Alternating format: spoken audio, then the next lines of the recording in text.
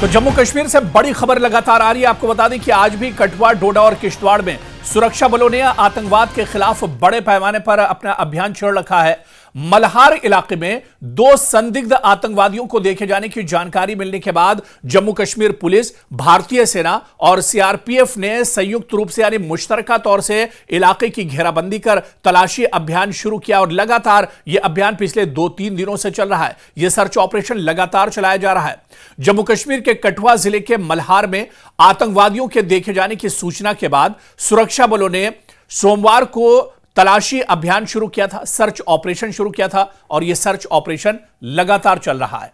किश्तवाड़ और डोडा जिलों के केशवान और सियोज धार के जंगलों में आपको बताते चलें कि जुमे से ही लगातार इस तरह का सर्च ऑपरेशन चलाया जा रहा है और ताजा तलाशी अभियान लगातार शुरू किया गया है, क्योंकि आज फिर से बड़े पैमाने पर यह सर्च ऑपरेशन शुरू किया गया और यह ऑपरेशन जुमे से ही लगातार चल रहा है। दरअसल शुक्रवार रात आतंकवादियों के साथ मुठभेड़ में एक सैनिक शहीद हो गया था।